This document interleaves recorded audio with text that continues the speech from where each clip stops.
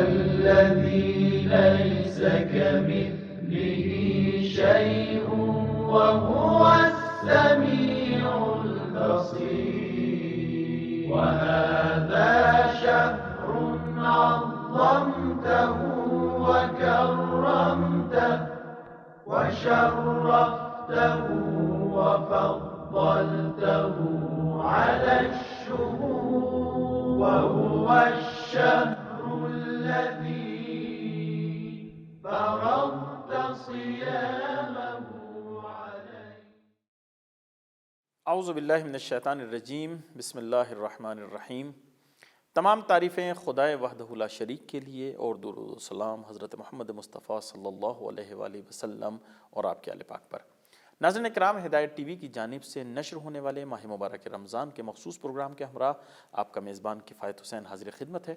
اس programme میں آپ کی خدمت میں خوش آمدید عرض کرتا ہوں، اور آپ تمام ناظرین جہاں کہیں بھی ہمارا پروگرام دیکھ رہے ہیں، آپ تمام ناظرین کی خدمت میں دل کی گہرائیوں سے ہدیہ سلام پیش کرتا ہوں۔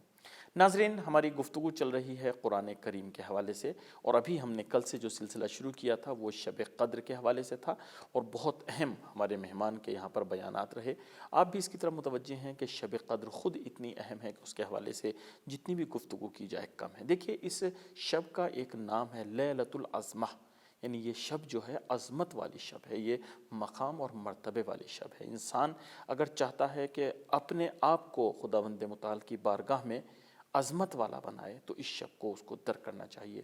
اس میں خداوند متعال کی بارگاہ میں آئے، اس سے راز و نیاز کرے، اس سے دعائیں کرے، اس سے اپنے گناہوں کے استغفار کرے، اور بہت اہم چیز جو ہے وہ قرآن کریم کی تلاوت ہے، قرآن کریم کی تلاوت کرے۔ دیکھیے، ایک روایت ہے، اس میں آیا ہے کہ انسان کے دلوں کو بھی زنگ لگ جاتا ہے، جیسے بہت سی چیزوں کو زنگ لگتا ہے، اسی طریقے سے انسان کے دلوں کو بھی زنگ لگ جاتا ہے۔ لیکن جو مثلا لوہے کو زنگ لگتا ہے یا دوسری چیزوں کو زنگ لگتا ہے، اس کو ہم کیسے دور کرتے ہیں؟ اس کو ہم سیکل کرتے ہیں، مثلا کسی چیز سے اس کو زنگ کو دور کرنے کی کوشش کریں گے۔ لیکن جو دل کا زنگ ہوتا ہے وہ کس چیز سے دور کیا جاتا ہے؟ کہا جاتا ہے کہ جو دل کا زنگ ہوتا ہے اس کو تلاوت قرآن سے دور کیا جاتا ہے۔ انسان کے دل کو اگر زنگ لگ جائے تو اس کو قرآن کریم کی تلاوت سے دور کیا جاتا ہے، اس کے اندر وہ جلا پیدا ہو جاتی ہے، اس سے وہ سیکل ہو جاتا ہے۔ یعنی جو اس کے اندر کجی آئی ہے، جو اس کے اندر زنگ لگا ہے، اگر انسان قرآن کریم کی تلاوت کی پابندی کرے، یہ تو عام دنوں کے لیے بھی ہے، لیکن اگر شب قدر میں انسان قرآن کریم کی تلاوت کرتا ہے، قرآن کریم کے بارے میں غور و فکر کرتا ہے، قرآن کریم کے حوالے سے دوسری خدمات انجام دیتا ہے، تو اس کا بہت بڑا مرتبہ ہے۔ اس لیے کہ جیسے کل بھی عرض کیا گیا تھا کہ یہ شب 1000 مہینوں سے افضل ہے، تو جو عمل بھی اس میں کیا جائے گا تو اس کا اجر جو ہوگا وہ اس طریقے سے ہوگا کہ جیسے 1000 مہینوں میں اس کام کو انجام دیا گیا ہو۔ اور اس کی جو دو بہت اہم صفات ہمارے مہمان نے بیان کی تھی، ایک تو یہ کہ یہ ولایت علی اور ولایت ائمہ طاہرین سے بڑا گہرا رابطہ ہے اس شب کا، اور دوسرے یہ کہ قرآن اس شب میں نازل ہوا ہے۔ تو آج ہماری گفتگو اسی حوالے سے ہوگی کہ شب قدر اور نزول قرآن میں کیا رابطہ ہے، قرآن اس میں نازل ہوا ہے۔ اس حوالے سے انشاءاللہ ہم اپنے مہمان سے کسب فیض کریں گے، اور الحمدللہ آج بھی خداوند متعال نے ہمیں جس عظیم شخصیت کی میزبانی کا شرف بخشا ہے وہ ہیں جناب مولانا سکندر کاظم تقوی صاحب قبلہ۔ تو ہمارے ساتھ رہیں، اپنے مہمان سے ملاقات کرتے ہیں اور باقاعدہ اپنے پروگرام کا آغاز کرتے ہیں۔ قبلہ السلام علیکم۔ علیکم السلام ورحمۃ اللہ۔ قبلہ بہت شکر گزار ہیں، ایک مرتبہ پھر آپ نے ہماری دعوت کو قبول فرمایا، پروگرام میں آپ کو خوش آمدید عرض کرتے ہیں۔ اعوذ باللہ من الشیطان الرجیم، بسم اللہ الرحمن الرحیم، وبہ نستعین انہ خیر ناصر ومعین، وصلی اللہ علی سیدنا محمد وآلہ الطیبین الطاہرین۔ میں بھی آپ کا اور ہدایت ٹی وی کا شکر گزار ہوں کہ آپ نے پھر ایک موقع فراہم کیا کہ آپ کی خدمت میں حاضر ہو سکیں۔ قبلہ، آج جیسا کہ میں نے عرض کیا ناظرین کی خدمت میں بھی کہ ہم گفتگو کریں گے انشاءاللہ نزول قرآن کے حوالے سے، تو ہم آپ سے یہی جاننا چاہیں گے کہ شب قدر اور نزول قرآن میں کیا رابطہ پایا جاتا ہے؟ جی، بسم اللہ الرحمن الرحیم۔ سب سے پہلے تو میں اپنی ناظرین کی خدمت میں ان ایام کے حوالے سے تعزیت پیش کرتا ہوں کہ جو واقعاً قیامت کے ایام ہیں۔ ان ایام میں شب قدر کی فضیلت اور ان کے اعمال کے ساتھ ساتھ ہمیں ولایت اہل بیت، ولایت امیر المومنین علی علیہ السلام سے بھی اپنے آپ کو جوڑنا چاہیے، اور اپنی کوشش کرنا چاہیے کہ ہر لحاظ سے مولا امیر علیہ السلام کے حوالے سے بھی جتنی معرفت حاصل کر سکتے ہیں معرفت حاصل کریں۔ شب قدر کی فضیلتوں اور یہاں سے بھی الحمدللہ ایک بہت اچھی سنت جو ہمارے یہاں ہے وہ، اور ان دنوں میں اب دھیرے دھیرے لوگوں میں جو بیداری آ رہی ہے اس سے ایک بہت اچھا سلسلہ جو شروع ہو گیا ہے وہ یہ ہے کہ الحمدللہ ان ایام میں بھی جو مومنین ہیں وہ بالکل محرم کی طرح عزاداری میں مشغول رہتے ہیں ہر جگہ، بلکہ جو محرم سے بھی ایک الگ اس کو یعنی ممتاز کرتا ہے ان ایام کو وہ یہ ہے کہ ان ایام میں روزے سے بھی ہوتے ہیں اور عزادار بھی ہوتے ہیں۔ بجا فرمانے ہیں، بالکل یہ بہت بڑا امتیاز ہے ہماری مذہب کا اور ہمارے تشیع کا، اور یہ ایک ایسا امتیاز ہے کہ جس کو ختم کرنے، کیونکہ آپ نے اس بات کو شروع کیا ہے تو لہٰذا میں ایک پوائنٹ یہاں پہ بیان نہ کروں تو میرا ضمیر گوارا نہیں کرے گا۔ دیکھیے جو آپ کے اچھے اعمال ہیں، اگر آپ یہ سوچتے ہیں کہ دشمن اس کو ختم کرنے کی کوشش نہیں کرتا ہے تو ہم لوگ بہت بڑی غلطی کا شکار ہو رہے ہیں۔ ہمارا دشمن ہر لحاظ سے، ہمارا دشمن ہر وہ شخص ہے کہ جو ہمارے مذہب، ہمارے دین، ہماری تعلیمات کو ختم کرنے کی کوشش کرتا ہے۔ لہٰذا میں کسی کا نام نہیں لینا چاہتا ہوں یہاں پہ، لیکن آپ سمجھ لیجیے جو بھی شخص آپ کے عقیدے کو ختم کرنا چاہتا ہے، ولو وہ ہماری ہی صف میں آ کر بیٹھ رہا ہو، ولو وہ ہمارے ہی طرح کپڑے پہن رہا ہو، وہ ہمارا دشمن ہے۔ ہمارا دشمن یہ چاہتا ہے کہ اس امتیاز کو، اس صفت کو وہ ہم سے چھین لے۔ لہٰذا دیکھا جاتا ہے کہیں نہ کہیں پر کچھ لوگ ایسے ہوتے ہیں کہ جو اس عقیدے کو، اس عمل کو ختم کرنے کی غرض سے، جس دن عزا کا دن ہوتا ہے حضرت امیر علیہ السلام کے حوالے سے، اس دن وہ جان بوجھ کر اس چیز کا اعلان کرتے ہیں کہ ہم آج مثال کے طور پر روزے سے نہیں ہیں، کہ جو ایک بہت بڑی آفت ہے ایک طریقے سے۔ جس مولا کے لیے، جس حضرت امیر کے لیے ہم غم مناتے ہیں، وہ مولا امیر علیہ السلام انہوں نے اس شریعت، اس دین، ان اعمال، ان تعلیمات کے لیے کتنی زحمت کی، اور ہم اپنے لیے امتیاز کے طور پہ اس چیز کو پیش کرنے، جیسا کہ آپ نے بتایا کہ روزے دار رہتے ہوئے ہم عزا مناتے ہیں، تو لہٰذا ہم اس امتیاز کو ختم نہ کریں۔ میں اس موضوع پہ زیادہ تفصیل نہیں بیان کرنا چاہتا ہوں، لیکن اس امتیاز کو خدا را باقی رکھیے کہ ہم روزے میں رہتے ہوئے مولا کی عزا کو برپا کریں۔ اور آپ کو اور ہمیں یعنی تمام ناظرین کے لیے میں عرض کروں گا اور محبان اہل بیت کو یہ اس پہ بھی فخر کرنا چاہیے کہ جو ہمارے دشمن ہیں، جو ہمارے مخالفین ہیں، یہ مایوس ہونے کی ضرورت نہیں ہے بلکہ خوشی کا مقام ہے، کچھ ہیں ہم لوگ۔ ہاں کہا جاتا ہے نا کہ چور جو ہے ہمیشہ اس کے پیچھے ہوتا ہے جس کے پاس کچھ مال ہوتا ہے۔ صحیح، وہ چور ہمیشہ جو جیب کاٹتا ہے وہ اس جیب کو کاٹتا ہے جس میں پیسے ہوتے ہیں، خالی جیب کو کبھی نہیں کاٹے گا، یا اس گھر میں کبھی وہ چوری کرنے کے لیے نہیں آئے گا جس میں نہ ہو۔ تو آپ کے پیچھے جو اتنے دشمن ہیں، آج آپ دیکھ لیجئے یعنی جو میڈیا کے حوالے سے بھی اتنا ہمارے اوپر حملہ ہو رہا ہے، یا پوری دنیا جو ہماری دشمن ہے، تو اس سے یہ ہے کہ ہم کچھ ہیں جو یہ کر رہے ہیں۔ آپ نے ایک سوال کا جواب دے دیا ہے کہ بہت سے لوگ کہتے ہیں کہ بھئی ہمارے دشمن کہاں سے آ جائیں گے، کیوں فلاں مذہب کے دشمن نہیں ہیں، کیوں فلاں مذہب کے دشمن نہیں ہیں۔ بالکل، تو بھئی فلاں مذہب حق نہیں ہے، حق نہیں ہے، بالکل وہ حق راستے پر مکمل طور پہ وہ دعویٰ نہیں کر سکتے ہیں کہ ہم جو ہے مکمل زندگی اور آخرت کا پروگرام دے رہے ہیں، لیکن ہم تو یہ دعویٰ کر رہے ہیں، لہٰذا ہمارے خلاف وغیرہ آپ کے جس کی جیب میں کچھ ہوگا اسی کو آ کر چور اس کے پیچھے لگے گا نا۔ تو بہرحال اس پوائنٹ پہ ہم لوگ توجہ کریں اور ہمارے ناظرین اس امتیاز کو، اس صفت کو اپنے اندر ہمیشہ ہمیشہ باقی رکھیں، اس کو ختم کرنے کی کوشش نہ کریں۔ ہم لوگ کا امتیاز یہ ہے کہ ہم لوگ روزے دار بھی ہوں، تب بھی ہم لوگ عزاداری کو برپا کرتے ہیں، حق کے لیے اور عدالت کے لیے آواز اٹھاتے ہیں، ظلم کے خلاف آواز اٹھاتے ہیں۔ خیر، اب ہم لوگ آتے ہیں اس چیز کی طرف کہ نزول قرآن اس شب میں واقع ہوا ہے۔ تو میں نے جیسا کہ اشارہ کیا، شب قدر کی جہاں اتنی فضیلتیں ہیں، وہاں ایک فضیلت یہ بھی ہے کہ ہم اپنے اہل بیت علیہ السلام سے اپنے آپ کو منسلک کرنے کی کوشش کریں، جیسا کہ متعدد روایات کے اندر آیا ہے کہ ہمارے اعمال شب قدر میں ہمارے وقت کے امام کے سامنے رکھے جاتے ہیں، تو لہٰذا ہم لوگ اپنے اعمال کو اس طریقے سے تیار کریں، اس طریقے سے انجام دیں کہ ہمیں اگر فرض کیجئے، بہرحال یہ الفاظ میں اس طریقے کی تعبیر نہیں بیان کرنا چاہتا ہوں کہ ہم آ کر ایک کمپیریزن کریں، لیکن وقت کے امام کے سامنے جب ہم لوگ کے اعمال جا رہے ہیں تو ایک ایسی طریقے سے جائیں کہ ہماری ایک آبرو اور ہمیں ندامت کا سامنا نہ کرنا پڑے، ہماری آبرو باقی رہے، ہماری عزت باقی رہے۔ بہرحال تو کہنے کا مقصد یہ ہے کہ جہاں یہ فضیلتیں ہیں، انہی کے ساتھ ساتھ ایک بہت بڑی فضیلت جو شب قدر کی، جیسا کہ پہلے اشارہ ہوا اس کی طرف، وہ کیا ہے؟ وہ یہ ہے کہ اس شب میں نزول قرآن ہوا ہے۔ اگر دیکھا جائے کہ شب قدر میں نزول قرآن کے حوالے سے، تو بہرحال اگر اجازت آپ دیں تو میں مرحلہ بمرحلہ چلوں کہ خود نزول قرآن ہے کیا، اس کو پہلے واضح کیا جائے، پھر ہم لوگ اس کے ایک سوال میرے ذہن میں آ رہا تھا، یہ چونکہ آپ نے ولایت کے حوالے سے گفتگو کی تھی اور قرآن کریم خود اس چیز کو بیان کرتا ہے کہ یہ وہ شب ہے کہ جس میں روح تنزل الملائکۃ والروح والروح فیہا، جی فیہا باذن رب، یعنی وہ جو ہے یعنی امام کے خدمت میں آتے ہیں اور وہ نازل ہوتے ہیں امام کے اوپر۔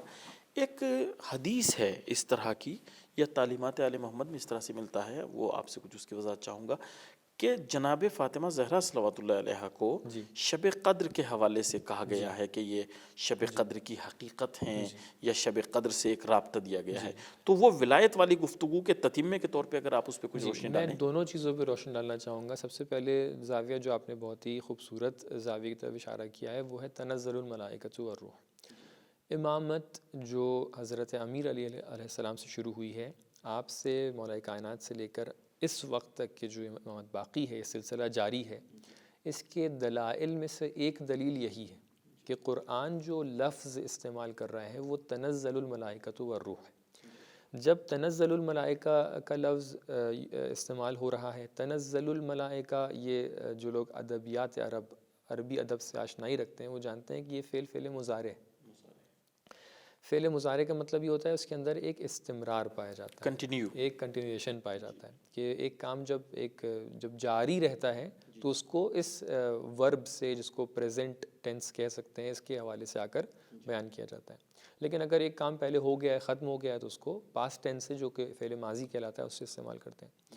تنزل الملائکہ یعنی قرآن کا لفظ جو ہے وہ نپات اللہ ہے، تو لہٰذا ہم نہیں کہہ سکتے ہیں کہ اللہ تعالیٰ نے ایسی کہہ دیا ہوگا، نہیں، اللہ تعالیٰ نے ایک مقصد کے تحت کہا ہے تاکہ یہ اشارہ کرے، یہ بتائے کہ دیکھیے یہ سلسلہ قیامت ہے، کہ جب تک کہ قرآن کا سلسلہ جاری ہے تب تک کہ امامت کا سلسلہ جاری ہے، کیونکہ ملائکہ وہ سلسلہ اس وقت تک کا ہوگا کہ حتیٰ یرد علی الحوض۔ بالکل، یعنی کیونکہ ملائکہ جب نازل ہو رہے ہیں تو ان کو ظاہر سی بات ہے ایک جگہ چاہیے جہاں پہ وہ نازل ہوں، ایک ولی خدا چاہیے، ایک اللہ کا نمائندہ چاہیے جس کے پاس ملائکہ آ سکیں۔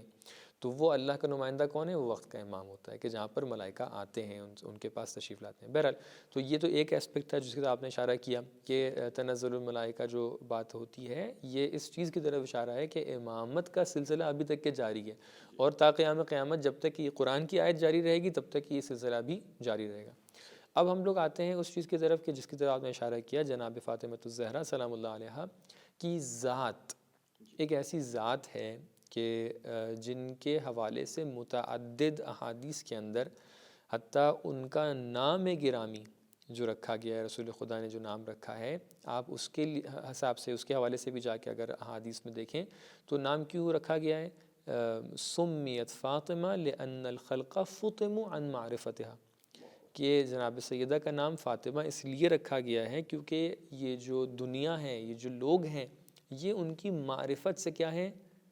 کاٹ دیے گئے، روک دیے گئے، یعنی معرفت حاصل نہیں کر سکتے، مکمل معرفت حاصل نہیں کر سکتے، جس کو حق معرفت کہیں، حق معرفت حاصل نہیں کر سکتے۔ بالکل یہی تعبیر آئی ہے کس کے لیے؟ شب قدر کے لیے۔ جی، تو یہ شباہت پائی جاتی ہے جناب فاطمۃ الزہرا سلام اللہ علیہا کے درمیان اور شب قدر کے درمیان، کہ دونوں کی معرفت اتنے اعلیٰ درجے پر ہے، کیونکہ جناب سیدہ کی معرفت کے حوالے سے ہم لوگ جتنا بھی آ کر تفصیل اس حوالے سے بیان کریں، پھر بھی ہم لوگ حق معرفت، حق تفصیل بیان نہیں کر پائیں۔ کیوں؟ کیونکہ جناب سیدہ ایک ایسی ذات ہیں کہ جو دو سمندروں کو آپس میں ملا رہی ہیں۔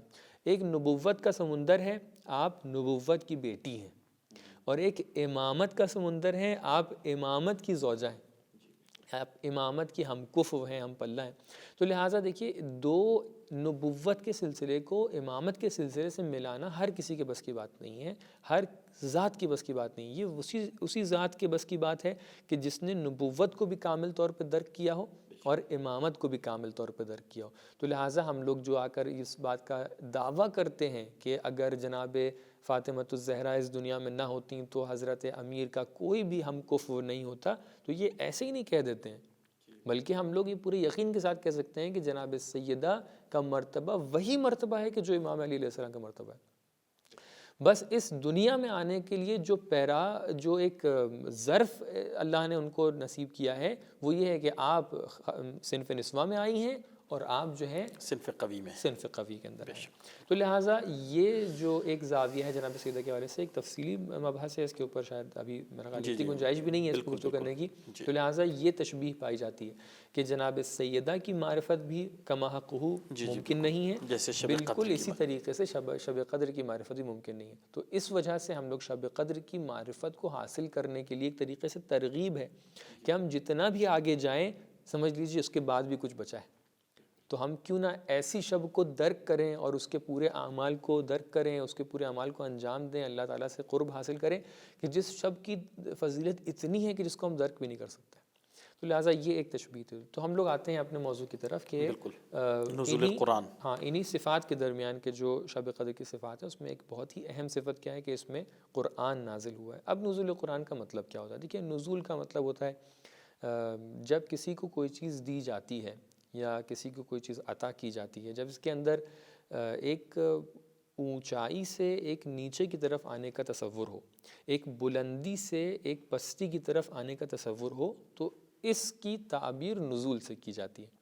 اب یہاں پر بلندی کیا ہے، پستی کیا ہے، اس کے حوالے سے کچھ وضاحت میں یعنی دو لفظ آتے ہیں، ایک ہوتا ہے صعود، جی صعود یعنی نیچے سے اوپر کی طرف جانا، بالکل، اور اس کے اپوزٹ ہے نزول، اوپر سے نیچے کی طرف آنا۔ تو لہٰذا جو بھی چیز اوپر سے نیچے کی طرف آتی ہے اس کو ہم لوگ نزول کے لفظ سے تعبیر کرتے ہیں۔ نازل کہتے ہیں، مثال کے طور پہ فرض کیجئے آپ جو لوگ زیارتوں پہ گئے ہوں انہوں نے دیکھا ہوگا کہ گاڑی میں جب بیٹھتے ہیں عراق کے اندر تو جب ان کو رکوانا ہوتا ہے تو کہتے ہیں نزل۔ نزل کا مطلب کیا ہوتا ہے کہ مجھے اترنا ہے، تو اس کا مطلب کیا ہے کہ اونچائی پر بیٹھا ہوا ہوں، مجھے نیچے اترنا ہے۔ تو لہٰذا نزول کا لفظ جو ہے ایک طریقے سے اس معنی میں ہے۔ اب یہاں پر وہ بلندی کیا ہے اور وہ پستی کیا ہے؟ دیکھیں یہاں پر ایسا تو نہیں ہے کہ ہم کہیں کہ معاذ اللہ جو خود قرآن ہے اس کو اس کے مرتبے کو نیچے کر دیا گیا ہے، نہیں، قرآن کا جو مرتبہ ہے وہ اپنی جگہ پر باقی رہتا ہے۔ تو یہ بلندی اور پستی کیا چیز ہے؟ بلندی اور پستی یہاں پر یہ ہے کہ اللہ تعالیٰ کا علم جو ہے، کیونکہ اللہ تعالیٰ کا علم اللہ کی ذات عین ہے، دونوں ایک ہی چیز ہیں، تو لہٰذا اللہ تعالیٰ کے علم، اللہ تعالیٰ کی ذات دونوں کی دونوں کیا ہیں؟ خالق ہیں۔ تو لہٰذا اللہ کی عظمت کو دیکھتے ہوئے، اللہ کی بلندی کو دیکھتے ہوئے اگر ہم تصور کریں تو جو بھی چیز اللہ سے بندے کی طرف جا رہی ہے، ولو وہ بندہ، وہ عبد اللہ تعالیٰ کا منتخب عبد ہو، ولو وہ عبد اللہ تعالیٰ کے حبیب ہوں، لیکن کیونکہ معبود سے عبد کی طرف جا رہا ہے، کیونکہ خالق سے مخلوق کی طرف کوئی چیز جا رہی ہے، لہٰذا ایک نزول ہے، یعنی اوپر سے نیچے کی طرف جا رہی ہے۔ ورنہ اللہ تعالیٰ کی عظمت، یعنی کیوں ہم بلندی کا تصور یہاں بار بار کر رہے ہیں؟ کیونکہ اللہ تعالیٰ کی عظمت کا کوئی حد نہیں ہے، کوئی تصور نہیں ہے۔ ہم اپنی نماز میں ہمیشہ کیا کہتے ہیں؟ اللہ اکبر۔ اللہ اکبر کا کیا مطلب ہے؟ اللہ اکبر کا مطلب یہ کہ اللہ تعالیٰ بزرگ ہے، برتر ہے، بالا ہے۔ حتیٰ امام صادق علیہ السلام سے جب یہ پوچھا گیا کہ اللہ اکبر کا کیا مطلب ہے، کیونکہ لوگ سمجھتے تھے کہ اللہ اکبر کا مطلب یہ ہے کہ اللہ اکبر من کل شیء، اللہ جو ہے ہر چیز سے بڑا ہے۔ تو امام نے وہاں پر ارشاد فرمایا کہ نہیں، ہر چیز سے بڑا ہے۔ ایک اعتقادی زاویے سے دیکھا امام نے وہاں پر پہچانوانے کی کوشش کی ہے کہ عقیدتی زاویے سے اگر دیکھا جائے تو اللہ اکبر اگر ہم من کل شیء سمجھیں، ہر چیز سے اللہ بڑا ہے، تو پھر بھی محدود کر دیا، ہم نے ہر چیز کو تصور کیا، اللہ کو تصور کیا، ان سے تھوڑا سا بڑا، ہاں کہ ہر چیز سے تھوڑا سا بڑا ہے اللہ۔ جی جی بالکل۔ امام نے ارشاد فرمایا کہ اللہ اکبر من ان یوصف، کہ اللہ تعالیٰ اس چیز سے بڑا ہے کہ اس کی وصف کی جائے۔ یعنی اللہ تعالیٰ کی جتنی بھی ہم لوگ وصفیں لے کے آتے ہیں، جتنی بھی صفتیں لے کے آتے ہیں، جتنی بھی ڈسکرپشنز لے کے آتے ہیں، جتنے بھی ایکسپلینیشنز لے کے آتے ہیں، یہ تمام کی تمام چیزیں وہ ہیں کہ جو ہمارے ذہن بنا رہے ہیں، یہ تمام کی تمام چیزیں وہ ہیں کہ جو ہمارے دل بنا رہے ہیں۔ تو لہٰذا ان تمام چیزوں کی بنسبت اللہ تعالیٰ کی ذات کیا ہے؟ وہ ان سے کہیں برتر و بالا ہے۔ تو اب جب ایسی ذات سے کسی بھی ذات کی بنسبت، ولو وہ حضرت ختمی مرتبہ رسول گرامی اسلام صلی اللہ علیہ وآلہ وسلم کی بنسبت بھی ہو، پھر بھی ایک خالق اور مخلوق کا رابطہ باقی۔ تو لہٰذا قرآن اللہ تعالیٰ کی طرف سے پیغمبر اکرم تک کے جب پہنچا ہے تو اس کو نزول کے لفظ سے استعمال کیا گیا ہے کہ جو یہ نزول پیغمبر اکرم صلی اللہ علیہ وآلہ وسلم کے جب آپ 40 سال کی عمر میں تھے تب آپ کے اوپر نازل ہوا۔ قبلہ شکریہ، اجازت دیجیے ایک مختصر سا وقفہ لیتے ہیں، اس کے بعد حاضر ہوتے ہیں، اپنی گفتگو کو آگے بڑھاتے ہیں۔ ناظرین، گفتگو چل رہی ہے نزول قرآن کے حوالے سے، چونکہ شب قدر میں یہ نزول واقع ہوا ہے، لیکن اس کی کیفیت کے حوالے سے کہ کس طریقے سے یہ قرآن شب قدر میں نازل ہوا انشاءاللہ، اور اسی کے حوالے سے دوسرے موضوعات پر گفتگو ہوتی رہے گی، لیکن مختصر سا وقفہ لیتے ہیں، اس کے بعد حاضر ہوتے ہیں، اپنے پروگرام کو آگے بڑھاتے ہیں۔ يا علي يا عظيم يا غفور يا رحيم أنت الرب العظيم أنت الرب العظيم الذي ليس كمثله شيء وهو السميع البصير وهذا شهر عظمته وكرمته وشرفته وفضلته على الشهور وهو الشهر الذي فرضت صيامه عليه وهو شهر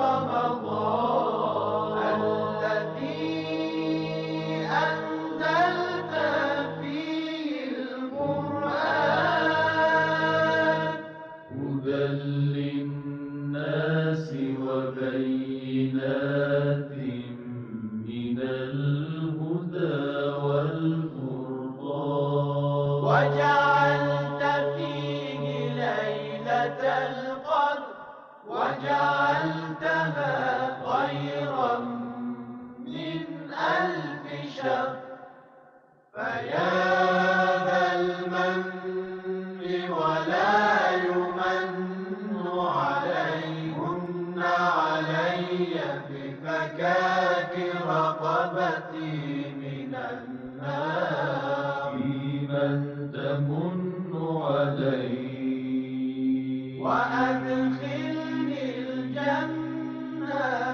وأدخلني الجنة برحمتك يا أرحم الراحمين۔ ناظرین اکرام، وقفے کے بعد پروگرام میں آپ کا خیر مقدم ہے، ہمارے ساتھ رہیں، اپنے پروگرام کو آگے بڑھاتے ہیں۔ قبلہ، نزول قرآن کے حوالے سے آپ نے مختصر طور پر گفتگو فرمائی، آپ سے جاننا چاہیں گے کہ جو نازل قرآن ہے، قرآن کو نازل کرنے والا، وہ یعنی کس کی طرف نسبت دی جائے؟ خداوند متعال کو کہا جائے یا ملائکہ کو کہا جائے؟ کون ہے نازل کرنے والا؟ جی، جب ہم لوگ قرآن کے اندر رجوع کرتے ہیں قرآن کی طرف اور قرآن کے اندر دیکھتے ہیں آیات کی بنسبت، تو بہرحال ناظرین نے بہت سی آیت کو سنا بھی ہوگا عام طور سے، جن کا ذکر کیا جاتا ہے شہر رمضان الذی انزل فیہ القرآن، کہ ماہ رمضان، ماہ مبارکہ رمضان کے حوالے سے کہ اس میں قرآن نازل ہوا ہے۔ اس آیت کے اندر تو لکھا ہوا ہے کہ انزل فیہ القرآن، کسی کی طرف بھی نسبت نہیں دی گئی ہے۔ ایک آیت کے اندر اس طریقے سے ہے کہ قل نزلہ روح القدس، کہ کہہ دیجئے اے پیغمبر، کہہ دیجئے کہ اس کو کس نے نازل کیا ہے؟ روح القدس، یعنی جناب جبرائیل نے نازل کیا ہے۔ دوسری آیت میں اس طریقے سے ہے فَإِنَّهُ نَزَّلَهُ عَلَى قَلْبِكَ، یعنی پروردگار نے آپ کے قلب پہ نازل کیا ہے۔ تو لہٰذا ہم لوگ دیکھتے ہیں کہ اس کے اندر کبھی تعبیر اللہ تعالیٰ کی بنسبت ہو رہی ہے، کبھی تعبیر خود جناب جبرائیل کی بنسبت ہو رہی ہے۔ اگر ہم لوگ اس کو سوال کے طور پہ دیکھیں تو خود جیسا کہ کچھ ٹائم پہلے اشارہ بھی ہوا تھا کہ تفسیر کرنے کا ایک طریقہ یہ ہوتا ہے کہ ہم لوگ خود قرآن کے اندر رجوع کریں، دیکھیں قرآن کیا کہہ رہا ہے ایک چیز کے بارے میں۔ تو ہم لوگ کچھ آیت میں اس طریقے سے دیکھتے ہیں، تب وہ آیت جو میں نے آپ کے سامنے تلاوت کی سورہ نحل کی آیت نمبر 102، اس کے اندر اس طریقے سے ہے کہ قل نزلہ روح القدس من ربک، یعنی جناب جبرائیل بھی جب جا کر نازل کر رہے ہیں قرآن کو لے کر جناب پیغمبر اکرم صلی اللہ علیہ وسلم تک کے لے کے آ رہے ہیں، تو اس میں بھی من ربکا کا ایک زاویہ ہے، ایک قید وہاں موجود ہے۔ تو لہٰذا کبھی بھی کوئی بھی کام جو ہوتا ہے، میرا خیال یہ سوال بہت سی چیزوں کی بنسبت ہو سکتا ہے کہ کیا فرشتوں نے یہ کام کیا یا اللہ تعالیٰ نے یہ کام کیا، کس کی طرف نسبت دی جائے۔ تو دیکھیے ہر کام کو ہم لوگ اس طریقے سے دیکھ سکتے ہیں۔ چھوٹی سی مثال لے لیں، ایک اسکول ہے، ایک یونیورسٹی ہے، اس کے اندر ایک پرنسپل ہوتا ہے، ایک چانسلر، وائس چانسلر وغیرہ ہوتے ہیں کہ جو اس کا ایک طریقے سے مینیجر ہے، ڈائریکٹر ہے۔ یہ مینیجر جو بھی ہوتا ہے یہ اختیار عطا کرتا ہے اپنے نیچے والے کچھ لوگوں کو. فرض کیجئے ایک کنٹری ہے، اس کے اندر ایک پرائم منسٹر ہوتا ہے. البتہ یہ صرف مثالیں بطور مثال ہیں، سب مثال ہیں. جی جی، ورنہ اللہ تعالیٰ کی ذات کہاں اور یہ سب ذات کہاں. تو لہٰذا ذہن کو قریب کرنے کے لیے کچھ مثالیں پیش کی جا رہی ہیں. تو لہٰذا اس میں ہوتا ہے کہ آپ آ کر اختیار دیتے ہیں. اگر آپ پرنسپل ہیں کہ اسکول کے، تو آپ اختیار دیتے ہیں اپنے نیچے کام کرنے والے لوگوں کو، ٹیچرز کو، کہ وہ اپنے کلاس میں آ کر یہ کام کر سکتی ہیں. تو اگر فرض کریے کہیں پر دیکھتے بھی ہیں ہم لوگ عام طور سے، کبھی بھی کسی کنٹری کے اندر کوئی غلطی ہو جاتی ہے، کوئی بات ہو جاتی ہے، تو آ کر اس شخص کو نہیں پکڑتے ہیں کہ جو ایک دم نیچے لیول پہ ہوتا ہے. اگر ایک کمپنی کے اندر ایک بہت بڑی مسٹیک ہو گئی تو آ کر یہ نہیں کہیں گے کس کاؤنٹر سے مسٹیک ہوئی چلو اس کو پکڑتے ہیں. نہیں، اس کمپنی کو پکڑا جاتا ہے. کیوں ایسا ہوتا ہے؟ کیونکہ وہ کاؤنٹر پہ جو بیٹھا ہوتا ہے، ٹھیک ہے وہ کام کر رہا ہے ابھی، لیکن اس کے پاس جو اختیار دیا گیا ہے اس کو، جو اس کے پاس اتھارٹی حاصل ہے اس وقت، وہ اس کی اپنی نہیں، وہ کمپنی کے مالک نے دی ہے، وہ پرنسپل نے دی ہے. تو لہٰذا یہاں پر بھی نظام کچھ ایسا ہی ہے کہ اللہ تبارک و تعالیٰ نے اختیار دیا ہے جناب جبرائیل کو. ورنہ جناب جبرائیل کی اپنی حیثیت کیا ہے؟ اگر اللہ تعالیٰ کی کے اختیار کو بیچ میں سے ہٹا لیا جائے تو کسی کی کوئی حیثیت نہیں. کسی کی کوئی حیثیت. تو لہٰذا ہم لوگ اس چیز کو تصور کر سکتے ہیں کہ جتنے بھی کام ہو رہے ہیں ان سب کے اندر جو حقیقی فاعل مطلق ہے، جو حقیقی مالک ہے ان سب کاموں کا، وہ کون ہے؟ اللہ تبارک و تعالیٰ ہے. لیکن اللہ تعالیٰ نے اختیار دے رکھا ہے، اتنی اتھارٹی دی ہے جناب جبرائیل کو کہ آپ جائیے رسول اکرم تک کے اور ان تک یہ بات پہنچا دیجئے. کبھی کچھ اختیار انسانوں کو دیا ہوتا ہے، کبھی کچھ اختیار کسی کو دیا ہوتا ہے. تو لہٰذا یہ اختیار اللہ تعالیٰ دے رہا ہے. تو ہم لوگ جب بھی کوئی کام انجام دیتے ہیں تو اس کی ایک نسبت ہم اپنی طرف، ایک نسبت جناب جبرائیل کی طرف دے سکتے ہیں، اور ایک نسبت دے سکتے ہیں اللہ تبارک و تعالیٰ کی طرف. حتیٰ بہت سے ٹائم ایسا ہوتا ہے کہ ہم لوگ فرشتوں کی بنسبت کوئی کام، کوئی ایک مثال کو پیش کرتے ہیں کہ یہ فرشتے سے یہ غلطی ہو گئی یا فرشتے نے یہ کام کر دیا. تو اگر ہم دیکھیں فرشتوں کی تو اپنے کوئی اختیار نہیں ہوتا ہے، تو ہم لوگ کیوں فرشتوں کو آ کر اس طریقے سے کہتے ہیں؟ وہ فرشتے غلطی کر بھی نہیں سکتے، وہ اپنی مرضی سے کچھ نہیں کرتے ہیں. کچھ نہیں کرتے. انسان تو وہ ہے نہیں، انسان تو وہ ہے نہیں پورا کہ اختیار رہے کہ صحیح و غلط کر سکیں. بالکل. تو وہاں پہ ایسپیکٹ یہ ہوتا ہے، پوائنٹ یہی ہوتا ہے کہ اللہ تعالیٰ کو وہ پیغام پہنچانا ہوتا ہے. اللہ تعالیٰ کو وہ پیغام پہنچانا ہے کہ جو اس مسٹیک کے نتیجے میں سامنے آ رہا ہے. اگر وہ فرشتہ دیر میں نہ اٹھتا تو صلوات کی فضیلت کیسے پتہ چلتی؟ اگر مثال کے تو لہٰذا یہاں پہ تفصیل میں نہیں جانا چاہوں گا. ہو سکتا ہے کہ کچھ ایسے حساس موضوعات موجود ہیں ہمارے معاشرے میں کہ جس پہ مفصل تفصیل کی ضرورت ہے. تو لہٰذا بہت سے ٹائم پہ ایسا ہوتا ہے کہ اس فرشتے کا کوئی اختیار نہیں ہوتا ہے. اس فرشتے کو یہ اختیار دیا جاتا ہے کہ تم جا کے یہ کام کرو تاکہ اس کے نتیجے میں یہ ہو. اور بہت سے ٹائم پہ ائمہ حضرات علیہ السلام بھی ایسا کام کرتے ہیں. آ کر امام حسن علیہ السلام اگر ایک سوال پوچھ رہے ہیں تو اس کا مطلب یہ نہیں ہے کہ امام حسن علیہ السلام کو پتہ نہیں ہے، جانتے نہیں ہیں. جی بالکل. امام علی علیہ السلام جب جواب دے رہے ہیں تو امام حسن کو خطاب کر رہے ہیں، اس کا مطلب یہ نہیں کہ امام حسن کو پتہ نہیں، ان کو بتانا چاہ رہے ہیں. نہیں، یہاں پر بات یہ کہ اگر امام حسن علیہ السلام پوچھیں گے نہیں تو کوئی اور کسی کے پاس اتنی معرفت نہیں ہے کہ جو آ کر اس طریقے سے پوچھے امام سے. یا بغیر سوال کیے بھی اگر مولا کائنات وصیت کر رہے ہیں ان کو بتانا ہے، تو یہ نہیں کہ ان کے یہاں وہ کمی پائی جا رہی ہے، بالکل، بلکہ وہ ہمیں بتانا چاہتے ہیں، ہم تک وہ پیغام وسیلہ بنا رہے ہیں امام حسن علیہ السلام کو. بہرحال تو یہ توجہ ہم لوگ رکھ سکتے ہیں کہ آیات قرآن کے اندر جب ایک مرتبہ اللہ کی طرف نسبت دی جا رہی ہے، ایک مرتبہ کسی اور کی طرف نسبت دی جا رہی ہے، تو یہاں پر کوئی کانفلکٹ نہیں ہے، کوئی تعارض نہیں ہے، بلکہ یہ ایک ہی عمل ہے. ایک مرتبہ اللہ کی طرف نسبت دی جا رہی ہے کیونکہ اللہ کی قدرت اور فرشتے کی قدرت ایک دوسرے کے طول میں ہے، یعنی ایک سیدھ میں ہے، ایک دوسرے کے پیرالل نہیں ہے. تو لہٰذا یہ اس کا پہلا جو آپ نے ایک پوائنٹ مطرح کیا اس کے حوالے سے. قبلہ گفتگو چونکہ ہماری نزول کے حوالے سے ہے اور موضوع کافی وسیع ہے، انشاءاللہ جتنا وقت ہوگا اس حوالے سے آپ سے ہم استفادہ کریں گے. جو آیات ہیں جی، تو جو سب سے پہلی آیت نازل ہوئی ہے نبی اکرم صلی اللہ علیہ وسلم پہ، وہ کون سی آیت ہے؟ اور اسی طریقے سے جو سب سے آخر میں، چونکہ اس میں بھی کافی اختلاف پایا جاتا ہے، تو ہماری جو تعلیمات ہیں وہ اس سلسلے میں کیا بیان کرتی ہیں؟ سب سے پہلی آیت کون سی ہے اور آخری آیت کون سی ہے؟ جی دیکھیے، آیات کے سلسلے سے کافی اختلاف ہے. اس سلسلے سے علماء اس حوالے سے کافی اختلاف رکھتے ہیں. اختلاف کا سبب بھی یہ ہے کہ کچھ روایات ایسی ہیں کہ جو اس طرف اشارہ کرتی ہیں، کچھ روایات دوسری طرف اشارہ کرتی ہیں. اور روایات کے اندر اختلاف کا سبب یہ ہے کہ روایت کے اندر ممکن ہے کچھ روایت جعلی ہوں اور کچھ روایت راوی کے سمجھنے کی غلطی کبھی ہو جاتی ہے، کبھی سننے کی غلطی ہو جاتی ہے. بہرحال اس زمانے میں، آج کے زمانے میں جہاں پر میڈیا اتنا مضبوط ہے، آج کے زمانے میں بھی یہ غلطیاں بہت زیادہ ہوتی ہیں اور بہت سی جگہ پہ جان بوجھ کے کر دی جاتی ہیں. یعنی آپ آ کر ویڈیو دکھا بھی دیتے ہیں کہ نہیں ایسا ہوا تھا، لیکن سامنے والا جھٹلا دیتا ہے کہ ایسا نہیں ہوا تھا. تو لہٰذا اس زمانے کا تصور کریے جہاں پر نہ ویڈیو والی کیفیت تھی اور کتابت وغیرہ کا بھی انداز بہت کم تھا. لوگ اپنے حافظے کے اوپر حافظے پہ زیادہ ہوتے تھے اور بہرحال بہت مختصر طریقے سے مختلف چیزوں کے اوپر کتابت ہوتی تھی اور بہت ہی زحمت کے ساتھ ان کو محفوظ کیا جاتا تھا. تو اس زمانے میں ان سب چیزوں کا سامنے آنا، اختلاف کا سامنے آنا ایک بہت ہی طبیعی سی چیز ہے. آپ نے سوال کیا ہے کہ سب سے پہلی آیت کون سی نازل ہوئی تھی. جو مشہور ہے ہمارے کیا دو چیزیں اس حوالے سے دیکھنا پڑیں گے ہم لوگ کو. سب سے پہلا مکمل سورہ کون سا تھا اور سب سے پہلی آیت کون سی تھی، کیونکہ یہ دونوں الگ الگ چیزیں ہیں. ایک ممکن ہے ایک آیت پہلے نازل ہو گئی ہو لیکن ایک مکمل سورہ بعد میں نازل ہوا. جی بالکل، تو لیکن وہ سب سے پہلا سورہ کہلائے گا، سب سے پہلا سورہ وہی کہلائے گا. ہاں تو اس سلسلے سے کئی اقوال ہیں. سب سے پہلا قول یہ ہے کہ سورہ علق کی پہلی جو 2-3 آیتیں ہیں یہ سب سے پہلی آیات ہیں کہ جو نازل ہوئی ہیں. اور تقریباً علماء اس کے اوپر کہتے ہیں کہ سب سے مضبوط قول جو ہے وہ یہی ہے کہ جس کے اندر پروردگار ارشاد فرما رہا ہے کہ بسم اللہ الرحمن الرحیم اقرأ وربک الاکرم الذی علم بالقلم علم الانسان ما لم یعلم. تو یہ ہمارے لیے کافی فخر کی بات بھی ہے کہ سب سے پہلی آیت جو نازل ہو رہی ہے، سب سے پہلے تو پروردگار ارشاد فرما رہا ہے کہ اے نبی آپ پڑھیے اقرا، اور پھر قلم کی بات کر رہا ہے. قلم کی قسم کھا رہا ہے وہ قلم، اور اس کے بعد انسان کی خلقت کی قسم کھا رہا ہے، انسان کی تعلیم کے حوالے سے بات کر رہا ہے. تو دیکھیں جس دین کی شروعات، جس دین کی پہلی آیت ہی تعلیم اور تعلم اور ایجوکیشن اور سائنس اور اس حوالے سے ہو، وہ دین اگر تعلیم سے دور رہے تو اچھا نہیں لگتا ہے. یہ کہا جاتا ہے نا، ایک کتاب کے بارے میں کہتے ہیں کہ اگر یہ دیکھنا ہو کہ کتاب میں ہے کیا تو پہلی چند سطر کا مطالعہ کر کے دیکھو، تقریباً سمجھ میں آ جاتا ہے. مقدمے کی جو ابتدائی آیات ہوتی ہیں اس میں فہرست رائٹر کو دیکھ لو، ابتدائی آیت کو دیکھ وہ لو، رائٹر اس میں وہ بیان کر دیتا ہے کہ مجھے آگے کس چیز پہ بیان کرنا ہے، پورا میرا مرکز کیا ہوگا.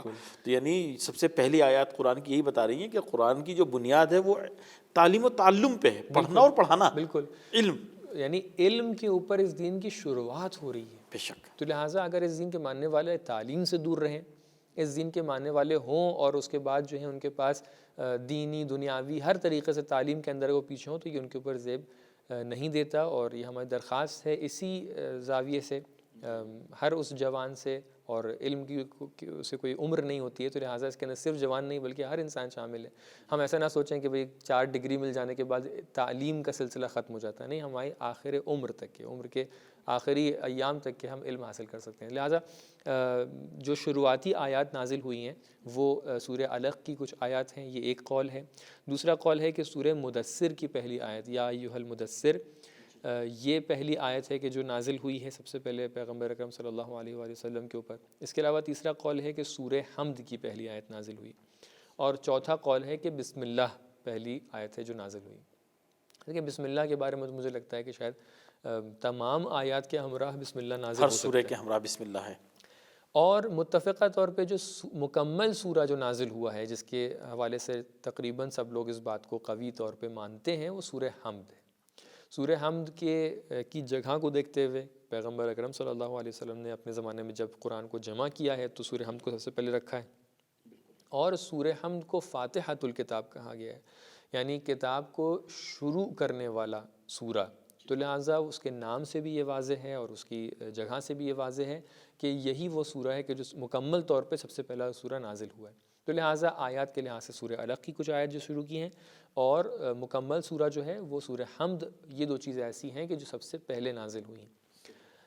اس کے حوالے سے کہ کب نازل ہوئی ہیں اگر وقت ہوا تو انشاءاللہ آخری اور بتائیے آپ. میں آخری کے حوالے سے اشارہ کر دیتا ہوں کہ جو سب سے آخر میں جو آیات نازل ہوئی ہیں اس کے حوالے سے روایات میں اس طریقے سے ملتا ہے کہ سورہ بقرہ کی کچھ آیات آخر کی ہیں، جو آیت نمبر 281 ہے، وَاتَّقُوا يَوْمًا تُرْجَعُونَ فِيهِ إِلَى اللَّهِ، ایک سلسلہ ہے پورا آیت کا. اس کے حوالے سے جو ہے کہا گیا ہے کہ یہ آخری آیت ہیں جو نازل ہوئی ہیں.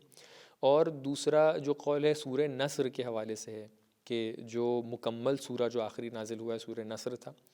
اور ایک قول جو بہت ہی زیادہ اس کے اوپر یعنی کہہ سکتے ہیں کہ کافی حد تک کے اور ایک میجورٹی علماء اس کا سپورٹ کرتے ہیں اس نظریے کا، وہ آیت اکمال ہے جس کے اندر پروردگار شاد فرماتا ہے الیوم اکملت لکم دینکم، جو غدیر کے موقع جو پہ نازل غدیر کے ہوئی ہے۔ موقع پر نازل ہوئی ہے، کہ جس میں تقریباً واضح ہے الفاظ سے کہ آج تمہارا دین کامل ہو گیا ہے۔ جب دین کامل ہو گیا ہے، ظاہر سی بات یہ بات تب بولی جائے گی جو سب سے آخری مرحلہ ہوگا، یعنی یہ وحی کا سلسلہ جہاں پہ ختم ہو رہا ہے وہاں پہ کہا جائے گا ٹھیک ہے آج آپ کا درس کامل ہو گیا، آج آپ کا سیمسٹر کامل ہو گیا، ٹھیک ہے خدا حافظ۔ تو لہٰذا معلوم ہوتا ہے کہ آیت کا لحن بھی یہ بتا رہا ہے کہ ہاں یہ ان آیات میں سے ہے کہ جو سب سے آخر میں نازل ہوئی۔ جی یہ وہ آیت ہیں جو پہلے اور آخر میں۔ میں کچھ مکان نزول کے حوالے سے آپ سے جاننا چاہوں گا، چونکہ جب ہم قرآن کریم کھولتے ہیں جی تو وہاں ہمیں سوروں کے اوپر کچھ لکھا ہوا نظر آتا ہے، جی مکی، مدنی۔ بالکل۔ تو یہ جو فرق ہے یہ کس طریقے سے، کہاں پہ آیات جو ہے وہ کس طرح سے نازل ہوئی ہیں، ذرا اس کو بیان۔ جی مکان نزول کے اعتبار سے دیکھیے دو شہر، دو ایسی جگہیں ہیں کہ جہاں کے اوپر تقریباً پورا قرآن نازل ہوا ہے، یا ان دونوں شہروں کے درمیان نازل ہوا ہے، مکہ اور مدینہ۔ انہی دو شہروں کے اعتبار سے آیات اور سوروں کو مکی اور مدنی کہا جاتا ہے۔ اگر مجھے ایک اشارتاً آپ بتائیں کتنا وقت میرے پاس ہے؟ جی تو جی میں آپ کے تفصیل پاس ہے، ابھی میں سمجھتا ہوں 5-6 منٹ کا ٹائم ہمارے پاس ہوگا۔ دیکھیے مکی اور مدنی کی جو گفتگو ہے ایک کافی مفصل گفتگو ہے کہ کون سے سورے مکی ہیں، کون سے سورے مکی نہیں ہیں، مدنی ہیں۔ 3 نظریے عام طور سے اس کے حوالے سے بیان کیے جاتے ہیں۔ سب سے پہلا نظریہ یہ ہے کہ وہ آیات کہ جو مکے کے اندر نازل ہوئی ہیں وہ مکی کہلاتی ہیں، جو مدینے کے اندر نازل ہوئی ہیں وہ مدنی کہلاتی ہیں، جو مکے کے اطراف میں ہیں ان کو بھی مکی کہا جائے گا، جو مدینے کے اطراف میں ان کو بھی مدنی کہا جائے گا۔ یہ پہلا نظریہ ہے۔ دوسرا نظریہ یہ ہے کہ ہجرت کو ملاک بنایا جاتا ہے، ہجرت سے پہلے جو آیات نازل ہوئی ہیں وہ مکی ہیں، ہجرت کے بعد جو آیات نازل ہوئی ہیں وہ چاہے مکے میں بھی نازل چاہے مکے میں بھی نازل ہوں، یعنی پلٹنے کے بعد جو مکے میں نازل ہوں پھر بھی وہ مدنی کہلائیں گے۔ تیسرا جو ایک ملاک بیان کیا جاتا ہے وہ مخاطب ہے۔ اگر آیات کے مخاطب اس کے اندر اکثریت مثلا کفار سے خطاب کر کے یا عموم اور عوام سے خطاب کر کے کہا جا رہا ہے تو یہ مکی ہیں آیات، اور اگر مومنوں سے خطاب کر کے کہا جا رہا ہے تو یا ایھا الناس، جہاں پہ یا ایھا الناس کہہ رہے ہیں وہ مکی ہے، الذین آمنوا، جی، اور جہاں پہ یا ایھا الذین آمنوا کہہ رہے ہیں وہ کیا ہے، مدنی۔ لیکن اس کو جاننے کا فائدہ کیا ہے؟ ہم اگر فرض کریں سمجھ جائیں کہ یہ کیا ہے، در واقع اس کو جاننے کا اور بار بار اس کو لکھنے کا فائدہ یہ ہوتا ہے کہ جب ہمیں پتہ چل جاتا ہے مکی اور مدنی آیت کون سی ہیں تو ان کے مضمون کو ہم دور سے ہی سمجھ سکتے ہیں۔ اگر ہمیں پتہ چل جائے کہ بھئی سورہ توحید جو ہے ایک مکی سورہ ہے تو ہم دور سے تفسیر کے عنوان سے اگر دیکھنا چاہیں، معنی کے عنوان سے دیکھنا چاہیں، اپنے ذہن کو جو بنا رہے ہیں اس کے عنوان سے دیکھنا چاہیں تو ہم دور سے ایک طریقے سے گیس کر سکتے ہیں کہ ہاں یہ سورہ کس بارے میں ہوگا۔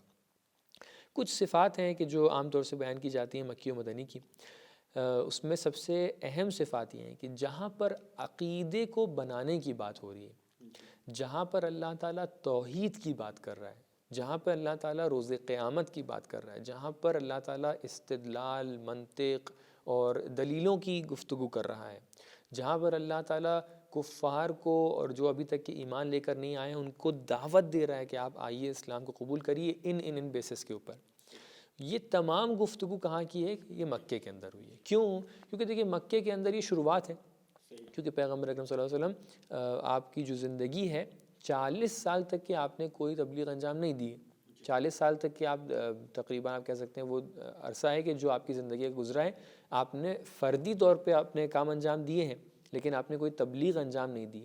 40 سال کے بعد کی عمر ہے کہ جو آپ نے تبلیغ انجام دی ہے، 2 قول ہیں 40 یا 43، لیکن 40 کے اوپر عام طور سے بات مانی جاتی ہے۔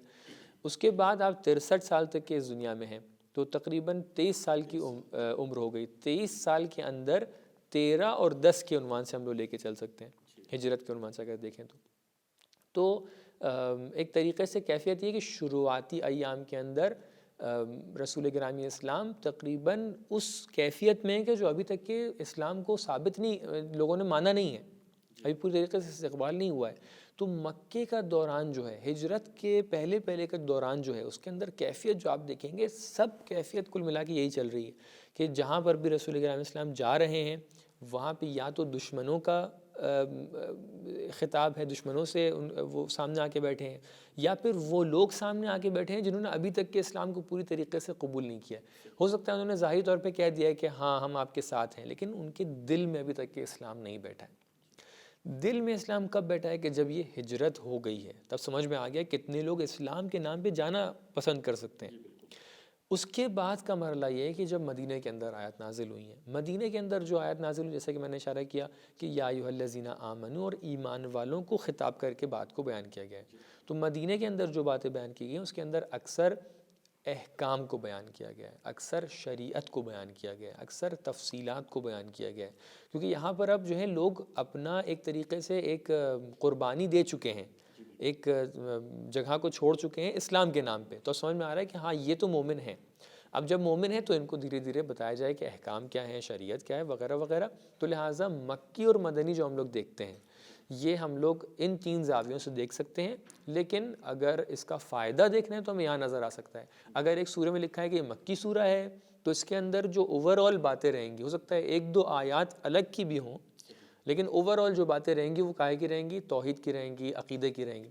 لیکن جو مدنی سورہ رہے گا اس کے اندر اوور آل جو باتیں رہیں گی وہ احکام کی رہیں گی، بھلے ممکن ہے ایک دو آیتیں ایسی ہوں جس کے اندر توحید وغیرہ کی بات بھی آئی ہو۔ صحیح قبلہ، یہ تو آج ہماری گفتگو البتہ نزول کے حوالے سے ایک بہت اہم گفتگو رہ گئی ہے، اور پھر جیسے ابھی آپ نے یہ آخر میں گفتگو کی کہ یہ آیات جیسے نازل ہوئی سورہ علق کی پہلی آیات تھی، یہ دوسری، تو یہ تو پھر 27 رجب کی طرف بات پلٹتی ہے، اور یہ سوال جو کیا جاتا ہے اور جو ہمارا موضوع تھا کہ نزول قرآن اور شب قدر، اس کی آپ ایک مختصر سی وضاحت 1 منٹ میں فرمائیں تاکہ اگلے موضوع کی وضاحت بھی ہو جائے۔ بالکل بالکل، چونکہ ناظرین یہی کہیں گے کہ یہ جو آپ گفتگو کر رہے تھے کہ شب قدر میں قرآن نازل ہوا ہے، اور پھر اس کے بعد آپ کہہ رہے ہیں کچھ مکے میں نازل ہوا، کچھ مدینے میں نازل ہوا، کچھ پہلی آیات کون سی، دوسری کون سی۔ بہت ایسی بات ہے، آپ نے 2-3 سوال اٹھائے ہیں، اور 2-3 سوال سے مجھے لگتا ہے کہ ناظرین اب انتظار کریں گے کہ ایٹ لیسٹ اگلا جو پروگرام آنے والا ہے وہ اس کو بھی ضرور سنیں۔ میں خالی شب قدر کے عنوان سے اس بات کو بیان کر دوں، ابھی تک کے جو گفتگو ہو رہی تھی مکی اور مدنی کے اعتبار سے، وہ اس لیے ہو رہی تھی کہ جہاں پر قرآن نازل ہوا ہے وہ ان 2 جگہوں پہ نازل ہوا ہے، تو لہٰذا ہم آیات اور سوروں کے آگے دیکھتے ہیں کہ اس کو مکی و مدنی کہا جاتا ہے۔ لیکن جب ہم قرآن کی طرف آ کر دیکھتے ہیں تو قرآن کے اندر کچھ آیت ہمیں اس طریقے سے نظر آتی ہیں جس میں کہا جاتا ہے شہر رمضان الذی انزل فیہ القرآن۔ بالکل، رمضان کا مہینہ وہ مبارک مہینہ ہے کہ جس کے اندر قرآن نازل ہوا ہے۔ پھر دوسری آیت میں، یہ آیت جو ہے سورہ بقرہ کی آیت نمبر 185، دوسری آیت کے اندر آ کر اللہ تعالیٰ ارشاد فرما رہا ہے انا انزلناہ فی لیلۃ مبارکہ، یا انا انزلناہ فی لیلۃ القدر، وہاں تک میں پہنچنے والا ہوں۔ اب جب ایک ایک مرحلے کے ساتھ چلیں تو دوسرے جو ہیں دخان، سورہ دخان آیت نمبر 3 کے اندر آ کر اللہ تعالیٰ نے یہ کلیئر کر دیا کہ دن میں نازل نہیں ہو رہا ہے بلکہ رات کو نازل ہو رہا ہے۔ کب نازل ہو رہا ہے؟ لیلۃ مبارکہ، بہت ہی مبارک شب میں نازل ہو رہا ہے۔ اس کے بعد آتے ہیں سورہ قدر کی آیت نمبر 1، اس کے اندر آ کر ہم نے کیا دیکھا؟ انا انزلناہ فی لیلۃ القدر، کہ ہم نے قرآن کو لیلۃ القدر میں نازل کیا ہے، شب قدر میں نازل کیا ہے۔ تو یہاں سے ہمارے لیے صاف واضح ہو گیا کہ قرآن ماہ رمضان میں نازل ہوا ہے، قرآن ایک بہت ہی مبارک مہینے میں، مبارک رات میں نازل ہوا ہے، اور وہ مبارک رات کون سی رات ہے؟ شب قدر کی رات ہے۔ تو لہٰذا انہی ایام میں جب آپ چل رہے ہیں، انہی راتوں میں جس میں آپ اپنے گفتگو کو سن رہے ہیں، یہ وہ راتیں ہیں کہ جس میں قرآن نازل ہوا ہے۔ تو آپ کا سوال یہاں سے آ کے بطور واضح سب لوگ کے سامنے آ جاتا ہے کہ بھائی آپ ایک طرف سے تو یہ کہہ رہے ہیں کہ قرآن شب قدر میں نازل ہوا ہے، پھر مکے میں بھی ایک نازل طرف ہوا، سے آپ کہہ رہے مدینے ہیں میں بھی کبھی نازل مکے ہوا، میں نازل ہوا ہے، کبھی مدینے میں نازل ہوا ہے۔ یہاں کی گفتگو، یہاں سے گفتگو شروع ہوتی ہے کہ قرآن کیا ایک بار میں نازل ہو گیا ہے یا قرآن کے نازل ہونے کے کچھ مرحلے ہیں؟ تو اس بحث کو، اس گفتگو کو انشاءاللہ اگلے پروگرام میں ہم واضح کریں گے۔ بہت شکریہ، جزاک اللہ۔ یہیں پر آپ سے اجازت چاہتے ہیں۔ خدا آپ کو سلامت رکھے، دعا میں یاد رکھیے گا، خاص طور پہ ان شبوں میں انشاءاللہ۔ بالکل انشاءاللہ۔ بہت شکریہ ناظرین، بڑی اہم گفتگو تھی ہماری نزول قرآن کے حوالے سے، لیکن در واقع جیسا کہ آپ متوجہ بھی ہوئے ہوں گے، خاص طور پر ہماری آخری گفتگو سے، کہ یہ ہمارا جو پروگرام تھا وہ گویا کہ مقدمہ تھا نزول قرآن کے لیے۔ اب انشاءاللہ جو کل آپ پروگرام دیکھیں گے وہ پورے طریقے سے نزول قرآن کے حوالے سے ہوگا کہ نزول قرآن کی کیفیت کیا ہے، اس کے مرحلے کیا ہیں، کتنے طریقوں سے قرآن کریم جو ہے نازل ہوا ہے۔ بس آپ سے گزارش کریں گے کہ کل بھی ہمارے ساتھ پروگرام میں اسی طرح رہیے گا جس طرح آج آپ پروگرام کے لیے آپ نے وقت نکالا، پروگرام کے آخر تک آپ ہمارے ساتھ رہے۔ فی الحال آپ سے گزارش کریں گے کہ ان شبوں میں، ان اوقات میں، بہت اہم اوقات ہیں، بہت اہم شب ہے، ہمیں دعا میں یاد رکھیے گا، اور انشاءاللہ ہم بھی آپ کے لیے دعا گو ہیں، آپ کو خدا کی پناہ میں دیتے ہیں، آپ سے اجازت چاہتے ہیں۔ خدا حافظ۔